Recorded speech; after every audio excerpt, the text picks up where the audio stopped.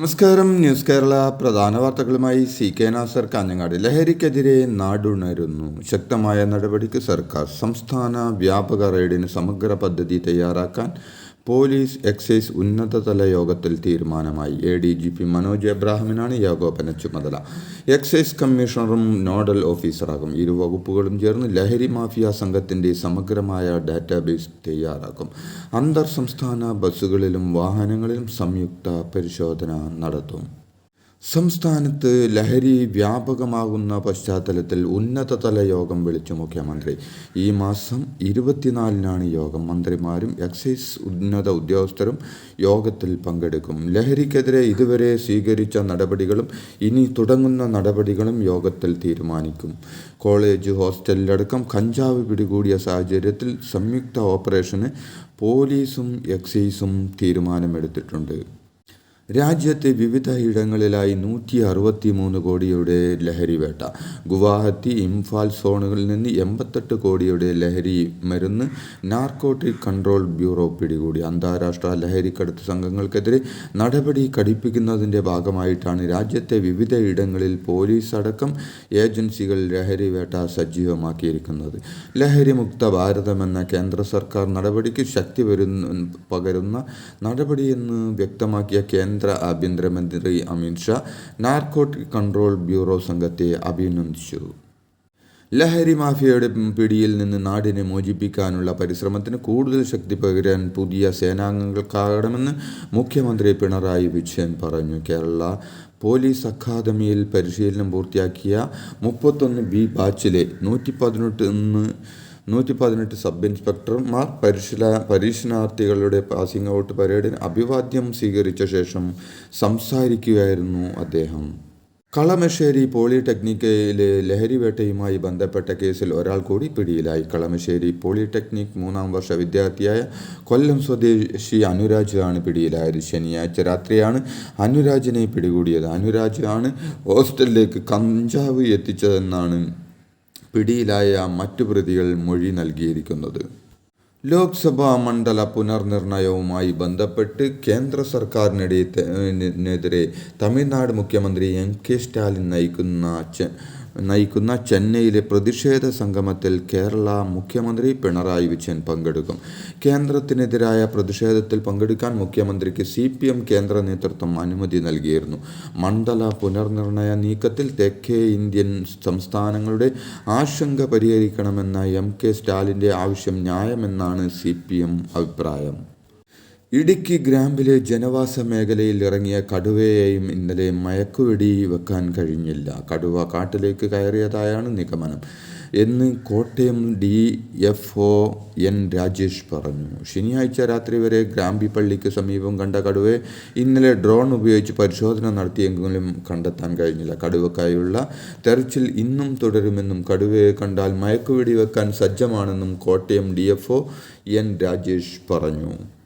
കൊച്ചി വിമാനത്താവളത്തിനായി സ്ഥലമേറ്റെടുത്തപ്പോൾ വീടും പുരയിടവും നഷ്ടപ്പെട്ടവർക്കായി രൂപവൽക്കരിച്ച 2ാം ഘട്ട പുനരധിവാസ പദ്ധതിക്ക് ഡയറക്ടർ ബോർഡ് അംഗീകാരം നൽകി. നേരത്തെയുള്ള പാക്കേജിൽ മതിയായ സംരക്ഷണം ലഭിക്കാത്തവർക്കാണ് 2ാം ഘട്ട പാക്കേജ് നടപ്പിലാക്കുന്നത്. സിയാൽ സബ് കമ്മിറ്റി ചെയർമാൻ കൂടിയായ മന്ത്രി P രാജീവ് മുൻകൈയെടുത്താണ് 2ാം ഘട്ട പാക്കേജിന് രൂപം നൽകിയത്.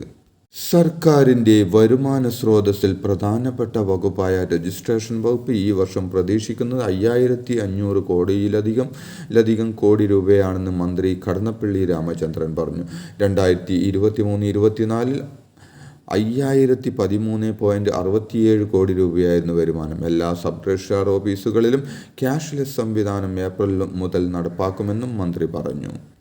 സംസ്ഥാനത്ത് വേനൽ മഴ കൂടുതൽ ജില്ലകളിൽ ലഭിക്കുമെന്നാണ് കാലാവസ്ഥാ വകുപ്പിൻ്റെ മുന്നറിയിപ്പ്. മാർച്ച് 20 വരെ മിക്ക ജില്ലകളിലും വേനൽ മഴയ്ക്ക് സാധ്യതയുണ്ടെന്നും അറിയിപ്പിൽ പറയുന്നു. കോഴിക്കോട് താമരശ്ശേരിയിലെ അനധികൃത ട്യൂഷൻ സെൻ്ററുകൾ പൂട്ടാൻ ഉത്തരവിറക്കി വിദ്യാഭ്യാസ വകുപ്പ്.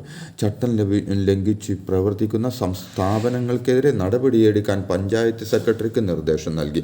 വിദ്യാർത്ഥി സംഘർഷത്തിൽ 10ാം ക്ലാസ് വിദ്യാർത്ഥി ഷഹബാസ് കൊല്ലപ്പെട്ട സാഹചര്യത്തിലാണ് തീരുമാനം. വിലങ്ങാട്ടെ ദുരന്തബാധിതർക്കായി തയ്യാറാക്കിയ പുനരധിവാസ പട്ടികയെക്കുറിച്ചും വ്യാപകമായ പരാതി. ഉരുൾപൊട്ടൽ നേരിട്ട നിരവധി കുടുംബങ്ങൾ സർക്കാർ തയ്യാറാക്കിയ ആദ്യഘട്ട പട്ടികയിൽ നിന്ന് പുറത്തായി. ദുരിതബാധിതരായ 53 കുടുംബങ്ങളിൽ 21 പേർ മാത്രമാണ് പട്ടികയിലുള്ളത്. 15 ലക്ഷം രൂപയുടെ പാക്കേജിൽ നിന്നാണ് നിരവധി കുടുംബങ്ങൾ പുറത്തായത്. അർഹരായ പലരും പട്ടികയിൽ ഉൾപ്പെട്ടിട്ടില്ലെന്ന വ്യാപക പരാതിയാണ് വിലങ്ങാട് നിന്ന് ഉയരുന്നത്. അധ്യാപകനെ തരുവെന്ന മുദ്രാവാക്യവുമായി കോഴിക്കോട് മെഡിക്കൽ കോളേജിലെ ലാബ് ടെക്നോളജി വിദ്യാർത്ഥികൾ സമരത്തിലേക്ക്. 230 വിദ്യാർത്ഥികൾക്ക് വേണ്ടി 3 അധ്യാപകർ മാത്രമാണ് ആകെയുള്ളത്. +2 ഉയർന്ന മാർക്ക് നേടി MLTക്ക് പ്രവേശനം നേടിയ വിദ്യാർത്ഥികളാണ് പഠനം മുന്നോട്ട് കൊണ്ടുപോകാനാകാതെ വിഷമിക്കുന്നത്.